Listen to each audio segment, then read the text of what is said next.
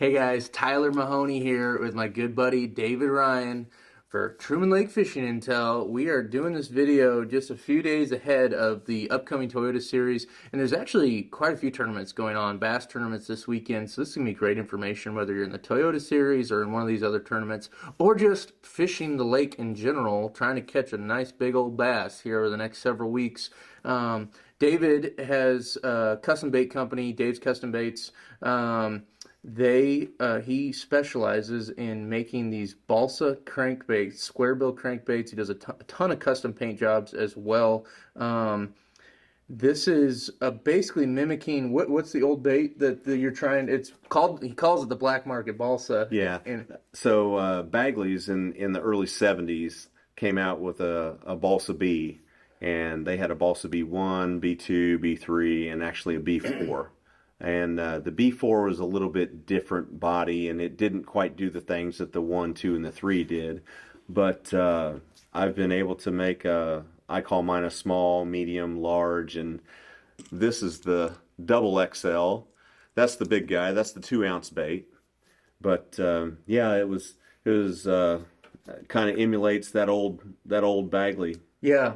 Well, and David is going to be competing in the Toyota Series. There's going to be a lot of big names in that. David has done really well in Truman Lake with these types of baits, and that's what we're going to talk about with you in this video is how do you throw these, under what conditions, what colors, a little bit about how the lake's been fishing as well. And so with that, David, I was just going to have you break down these baits, how you're going to be utilizing them here in the coming week and over the next several weeks into October.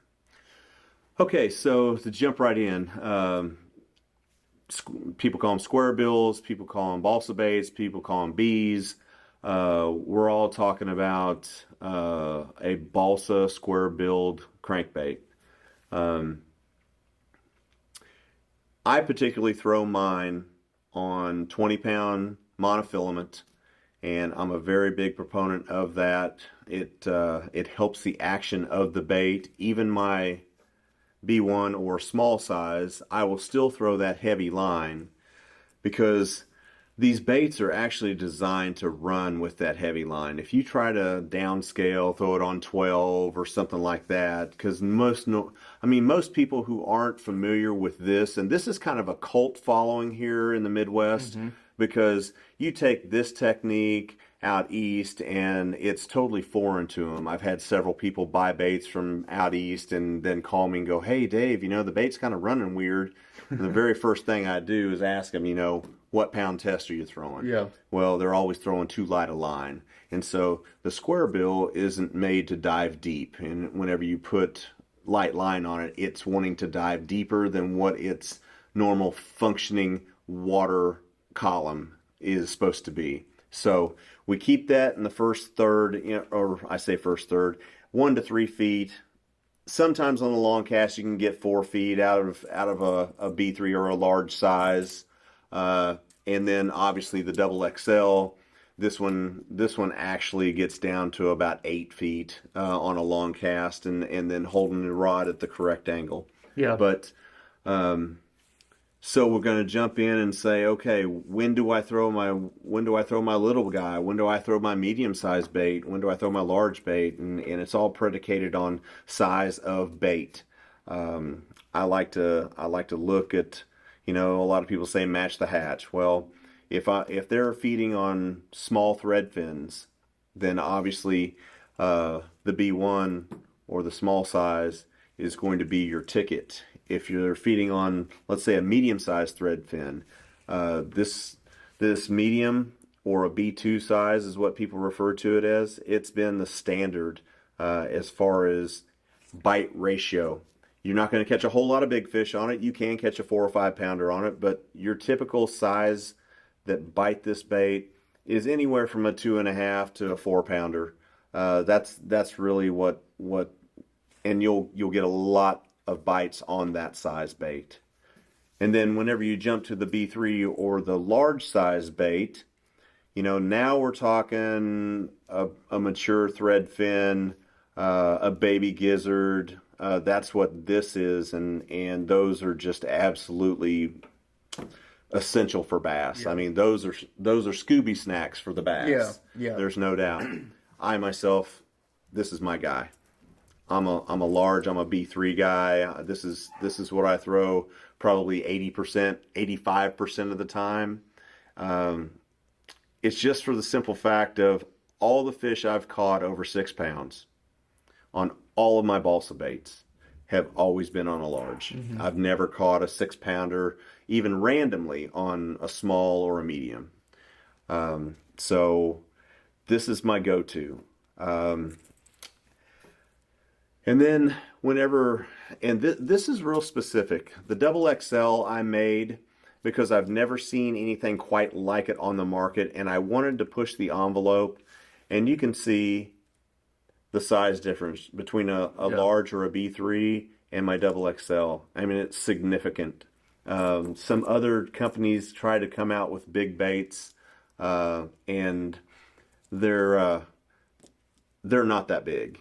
So in the fall, later than September. I mean, this is a technique late October, first part of November, when the big gizzard shad, the hand-sized gizzard shad, start getting up on the rocks and eating the algae. Yeah. This is a great technique for that then.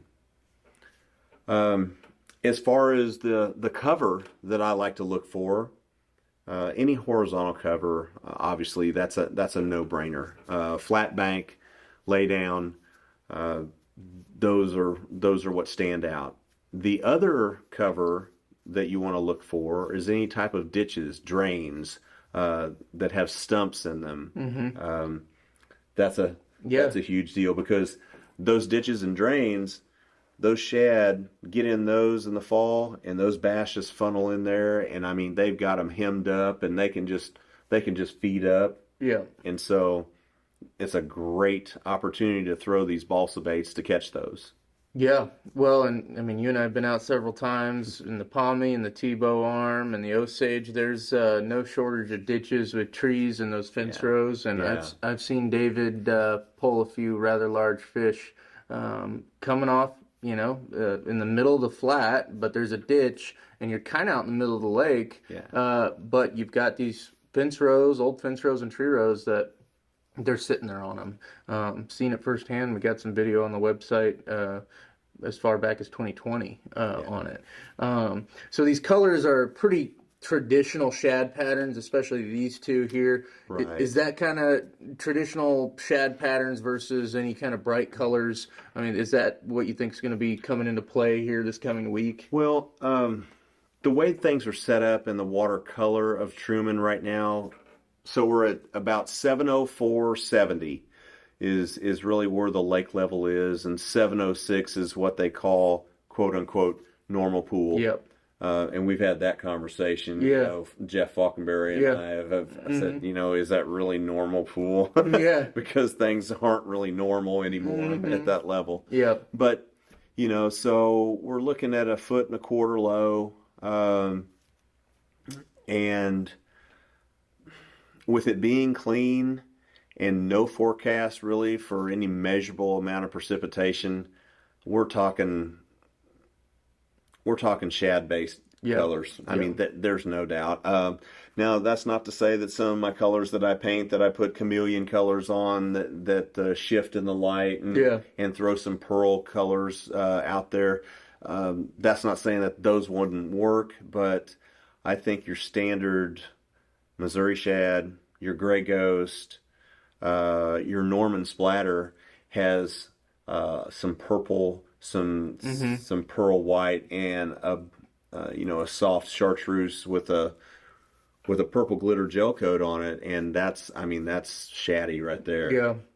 So I personally am going to lean towards the more shad colors this week. I haven't seen enough color in the water to make me want to throw a bluegill color. I probably will at some point in time. Yeah. But I always start off whenever that water's that clean. I like to start off with a shad based color. Yeah. Yeah. Well, and you mentioned earlier about the proper angle, the rod, and Darren talked about this in the last video. If you guys haven't watched it, go back and look. We did a really extensive video with Darren Langford, about 25 minutes long, breaking down the baits he's going to be throwing this week, and he's going to be throwing some of Dave's baits. But it's, I mean, you're not holding it to the side, you're not holding it way up high or down low. It's just straight out and cranking. Probably you think you're going fast enough, go a little bit faster, probably. Yeah, it's amazing.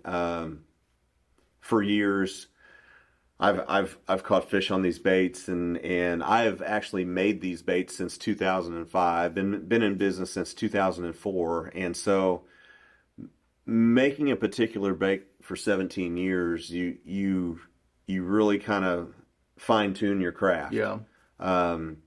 And knowing how the bait needs to be built to perform correctly and then to fish it the proper way. I'm not saying that every day is the same because you need to change it up, change your cadences up. It's no different than throwing a stick bait early in the year. You know, the cadence is the key. Typically, I'm pretty aggressive with mine. I fish fast.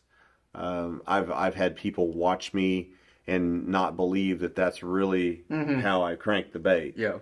I fished I think I fished a solo pro series a couple of years ago and was leading it after the first day. Hadn't fished a tournament at Truman for several years.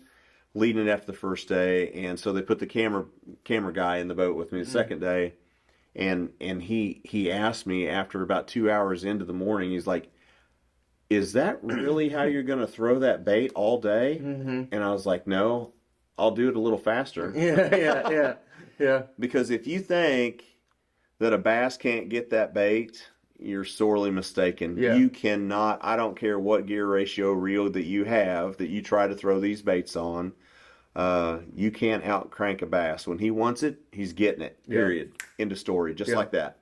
And we actually did a video when we first started Truman Lake fishing until David and I were down on the lower end. I think we put it in at Truman State Park. And we did a video where he pulled the rods out of his box and literally went through the rod, the reel, the line setup. I forget off the top of my head, but what kind of gear ratio are you using for these? I'm throwing, and it's not that I'm sponsored by them or anything, but I like the Lose. It's an old BB1 Pro. It's a 6.4 to 1 gear ratio. Prior to that, I was using Quantum Energy's E600 PTs, which had a 6.2 to 1 gear ratio. And people ask, well, if you're cranking it that hard, why don't you throw a higher gear ratio reel? And for me, a higher gear ratio reel, I'll over crank the bait. I mean, I really I listen to the reel and what it sounds like when I'm cranking, and I've just done it for, I don't know, 20 years, 22 years, something like that. So I know when I'm at the right speed to generate the bites. Some people like to throw it on a 7 to 1. That way they don't have to quite work as hard. But for me, that doesn't work. Yeah. So it's got to work for you. But I can guarantee you that these baits are unlike anything else that's on the market that you can buy today. I don't have a duplicating machine. Each one is cut out of a plank of balsa wood by me, shaped by me, hand sanded by me, assembled, tuned, tested, and painted by me. So there's no other cooks in the kitchen. So I can guarantee you that's not the process across the board as far as in the mass production industry. Yeah. As far as the lake goes, you've been practicing, Darren's been practicing. There's the way Truman Lake breaks down. If you're visiting, fishing these tournaments, the Toyota Series, you have your upper ends of the lake, which are typically where you're going to find your dirty water. Now, the Pommy stays pretty clear, pretty significant way up there. Tebow gets dirty up there. Osage gets dirty. Grand gets really dirty. Yeah. And you have guys that like to fish that dirty water. You have the clean water towards the dam. But point being is, no matter what your style is, there's fish to be found, but the lake has been fishing kind of tough. And, a lot of the tournaments go out of the lower end. That's where a lot of the bass get released. So that is a popular area to be Right. fishing. However, it's going to be packed Right. this weekend. So it's going to be interesting to see. But what are your thoughts on, I know these are going to be in your repertoire. You're probably going to have some top water, maybe a big worm. Are you going to be, what do you think it's going to take to win, considering how tough the lake has been fishing here the last week or two? So going back and looking over the years of fishing here in mid-September, there's a point in time in September which the fish leave the summertime patterns and they start moving and transitioning into a fall type pattern. And daylight hours have a lot to do with that, just like daylight hours affect deer. They affect bass as well. And so what happens is that you'll have these fish that, let's say, are leaving a brush pile or leaving being suspended in a tree and are pushing shallow and are wanting to feed up and chase shad and do that. And those cool nights that we get help drop that water temperature. An ideal, like, nice, pleasant water temperature for September to really get the fall bite initiated, I like 75. 75 is a good temperature. I can tell you we're nowhere close to that right now. We were headed that direction, but today when I came off the water, and I fished the lower end today, I fished all the clean water. I did my due diligence and was fishing brush piles and really looking at some things on that lower end. And when I got off the water, it was almost 81 degrees. So we're not going to make it there because we're on a warming trend. So I expect that water to be at least 3 degrees warmer by tournament time. Yeah, we got a couple days next week. We're going to have 90-degree temperatures again. Now, the nights have been getting down in the upper 50s, low 60s here recently, but yeah, it's going to be right back. Yeah, it is. So I'm going to I don't typically agree with a lot of what the general population has to say because they get caught up a lot of times in what the tournament results were 2 weeks ago. Well, 2 weeks ago, I can tell you they were still summertime oriented. They're not summertime oriented right now, and things are pretty tough, which I expected that. I've predicted kind of a low weight to make the third day because we fished 2 days and then it's a top 25 cut for the third day. Honestly, it wouldn't surprise me to see 19 pounds make the cut. Yeah. 9.5 pounds a day. I know that sounds really low to a lot of people who are going to watch this because a lot of people said, oh, it's going to take 12 pounds a day to make the cut. Yeah. And I can assure you it's nowhere close to that. Yeah. It's nowhere close to that. And as far as a winning weight,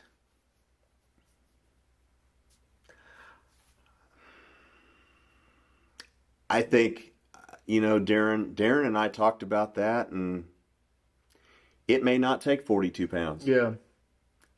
Somewhere, I think a winning weight for 3 days here at Truman in these situations with the pressure that we've had, because we've also got some other events that are going to be this weekend. So thank goodness the first 2 days, we don't have to deal with that. But if you make the cut, there's 2 other events going on that day that is going to drastically affect how this is all going to play out. So 40 to 42 pounds is what I'm saying is, if I had that, I'd feel real comfortable to walk away with a big paycheck. Yeah.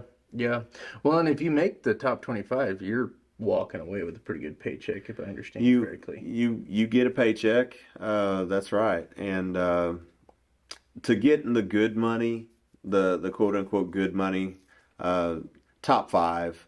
Top 5 is where you need to land. Yeah. So, everybody I think still gets their entry fee and a little bit of gas money back, for making the cut. But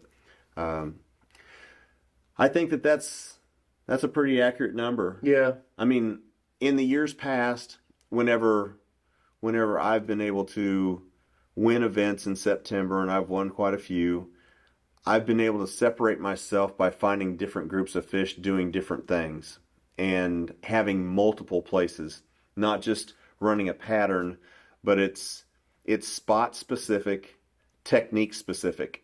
And I know people are like, well, what does that mean, Dave? And so the spot is only this technique. The next spot you fish, it may require you to pitch a brush hog or throw a top water. So each individual area that may be holding fish is typically specific to the technique. Yeah. So at the end of the day, if I have a whole checklist, it's funny that Darren said, I've got 10 places on my checklist that I'm going to go look at tomorrow. Mm-hmm. And I was like, yeah. So you have these things on your checklist, and it's like, okay, I've got to check this ditch. I've got to check this channel turn. I've got to check this flat. I've got to check this stump row. I've got to check this fence row. You know, once you find bites in those areas, then you get to refine it. So cloudy, sunny, windy, calm, Yeah. then will dictate Yeah. the presentation typically. Yeah. Well, and the thing too, we've talked about in the past a lot, and we've done some articles with Dave. You go back and read fishing reports. If you are watching this, and you are a pro member, go back and look at all the September fishing reports that we've done. But we talk a lot about current channel points, setting up really, really well. I've been with David where we've hit a few there, and the Osage and the Palmy and the Tebow, and there's no shortage of current channel points. Right. But they're not running much current. No, they're not. And a lot of times whenever you have those major river channel swings, whether it be the Tebow or whether it be the Grand or whether it be the Osage, the Palmy, whatever it is, whenever you have those major tributary arm swings that create a flat point, those are all ambush feeding areas. Those are the prime time areas where maybe first thing in the morning, you get an opportunity to catch a big one, on a topwater. Or first thing in the morning, they might be up on top of the flat. You catch them casting a worm. Yep. Those are really crucial areas, and there's quite a few of them. Yeah. In a big tournament like this, they'll probably get a lot of play. Yeah. They'll get a lot of play, but that's why I go back to be successful at Truman, not only in September all year long. To be successful at Truman, you have to have multiple areas where you feel like that you can catch a bass or two bass or whatever it might be. And people say, oh, it's a spot lake. Well, it is to a certain extent, but once you establish what the area looks like and how it lays out, you can look for the same, because Tyler's been with me whenever I fish the same type of setup in the Tebow and the same type of setup in the Big Palmy is working. So they are transferable as far as the area that how it looks, the topography of it is going to look the same. So that's what you have to keep in mind. Yeah. Do you think, as far as depth of water that people are going to be fishing and catching their fish, is it going to be that 3 to 5 feet of water that the winning weights are going to come out of? Or do you think there'll be some deeper fish that produce some winning weights? I truly feel like that 5 foot and less is what this thing is going to get won on. Yeah. I really do. Yeah. I think that for the majority's sake that and it may get one shallower. Yeah. You just never know. Well, to that exact point, if you guys have been following along, if you've been looking at previous reports, David McCormick does a bass report pretty much every week with us, and he's been talking about how you basically have to land the bait almost on the bank in some of these flats and flat points, and that he has seen the bass wake to get to that top water. He throws the Chapo quite a bit here recently. I mean, he can see him waking to get to it. That's how shallow that they are. It's incredible. And typically whenever they get that shallow in years past, it's been an oxygen issue. But there's no thermocline out there. I looked for it on that lower end, and I mean, a bass can be in 3 inches of water or 33 feet of water at this point in time. There's nothing limiting them from where they are.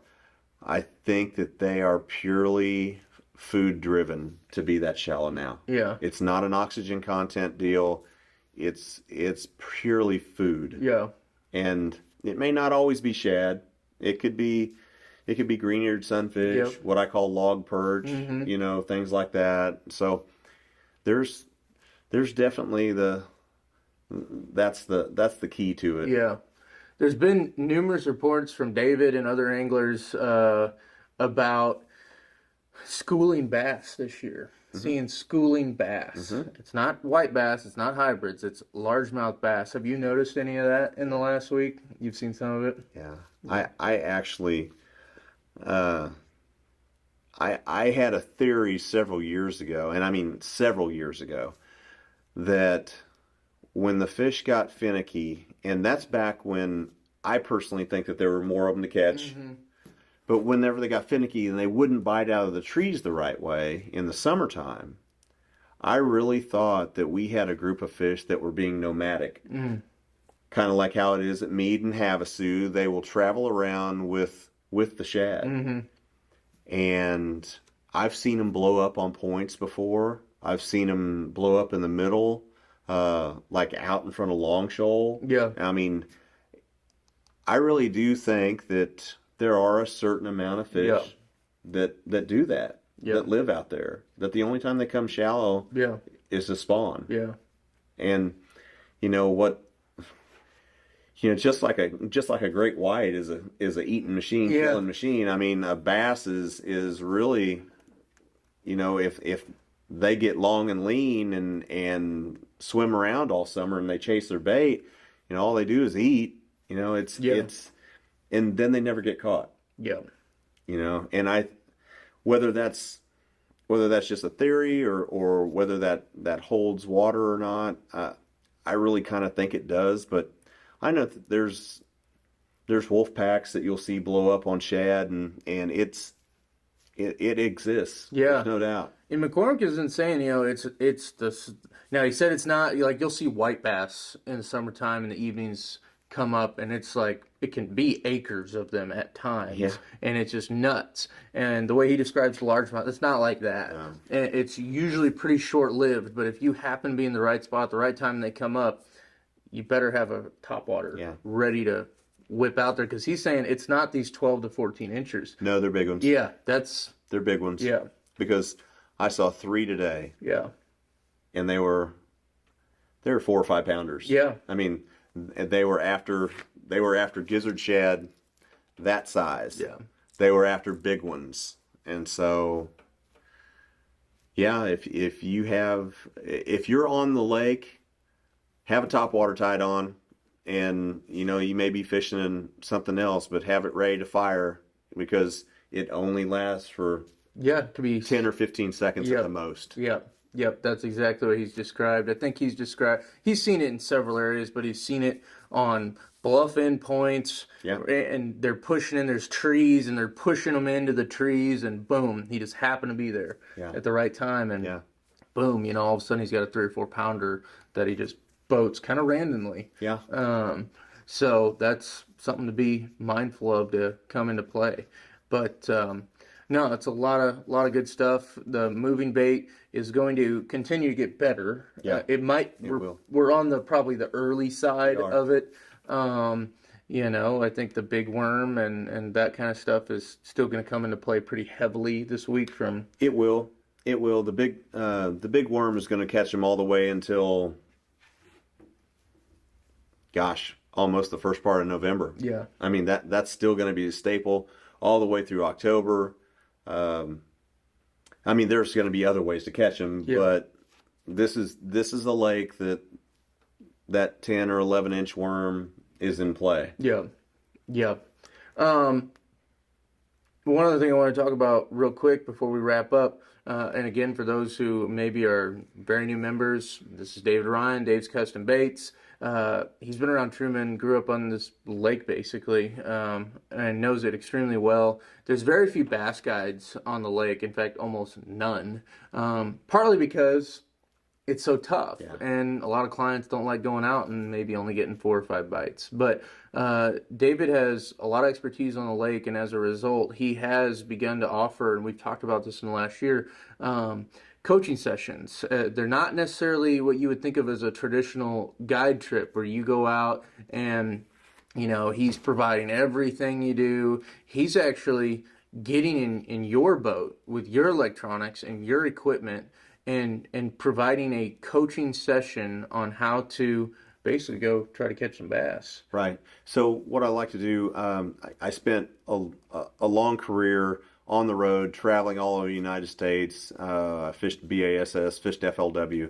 I've fished at the AAA level as well. Have been fortunate enough to win a little bit of money here and there and win a few tournaments, and came home and have put together a pretty solid resume over the years. And what I want to do is try to help people get better, because this particular lake, it's not like a Lake of the Ozarks. It's not like a Table Rock. It's not like a Bull Shoals or a Stockton or anything else. This is its own little animal, and to help people understand it a little bit better. And also, not just that, but the coaching sessions will go over electronics, we'll go over boat positioning, we'll go over the tackle selection for the time of year, rods, reels, line, etc. The whole thing. And what I want someone to do is to get better at, okay, why do I want to set up on this side of the tree? Well, which way is the wind blowing? Where is the sun? Where's our shadows? And just be more mindful about your approach to catch bass, because an old saying is, when you stay ready, you don't have to get ready.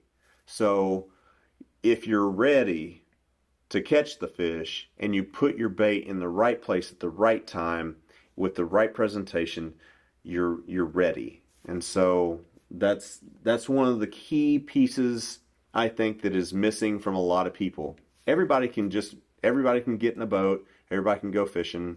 It's the cast to catch ratio that matters at the end of the day. Yeah, yeah.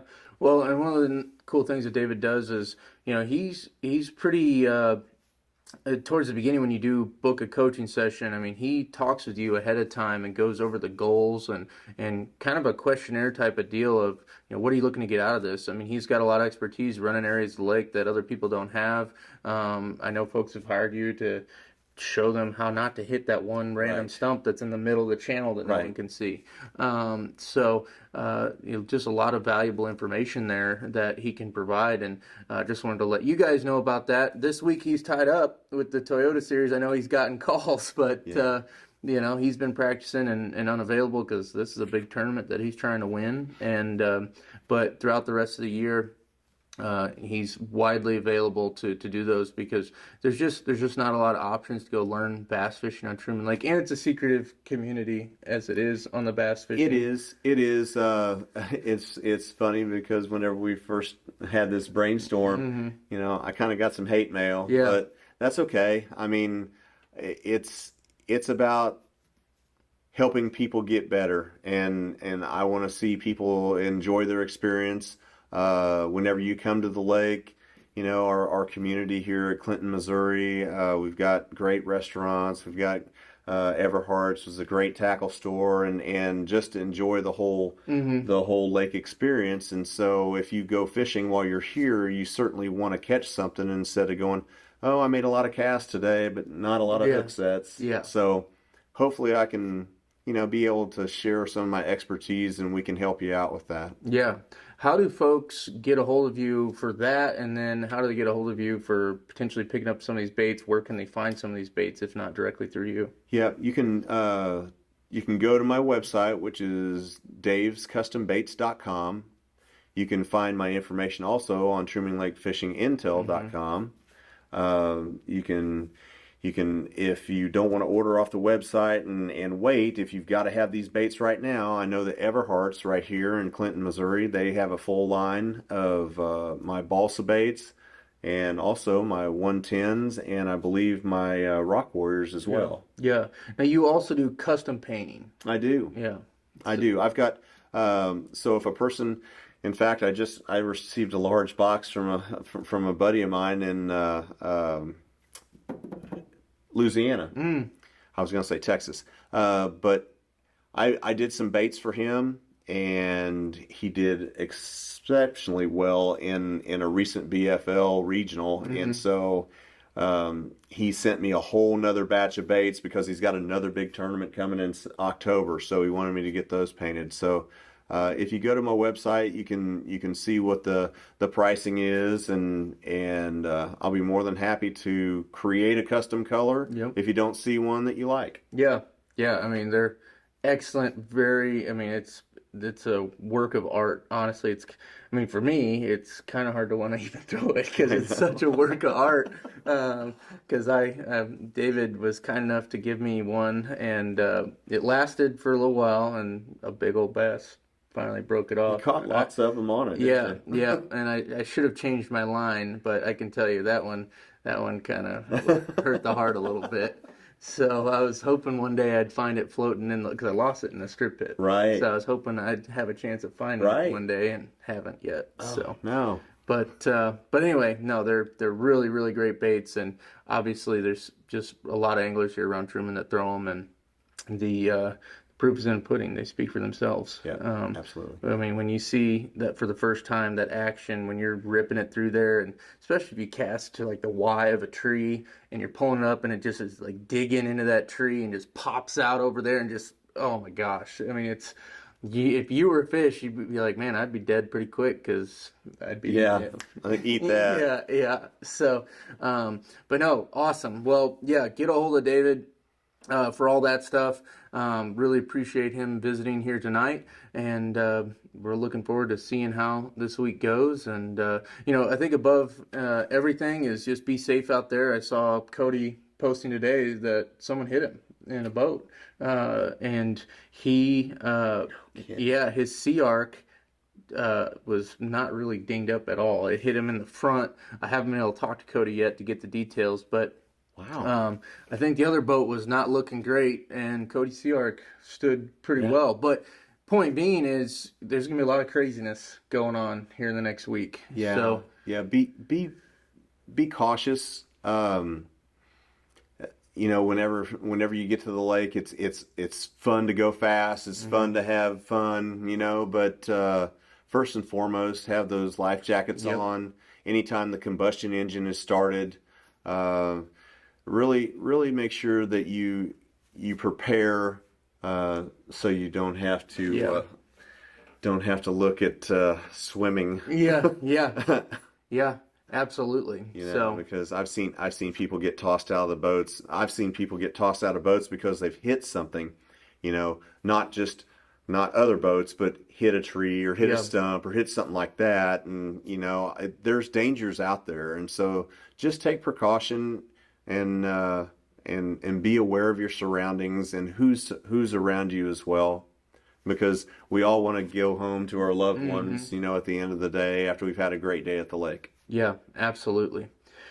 With that, good luck to all of you guys out there this weekend, and we're going to have some coverage coming up here over the next several days. Tournament day starts on Thursday for the Toyota Series. Yep, it does. Going out of Sterrett Creek Marina, I know they're going to have a lot of cameras rolling and covering stuff, and people on the water following these anglers around, so it's going to be really exciting to see all that come through, and I know we'll be there at the weigh-in shooting video as well. So thanks so much for watching, guys. Thank you to David Ryan at Dave Custom Baits for coming over here tonight and talking some fishing, and we'll look forward to catching you guys on the next one.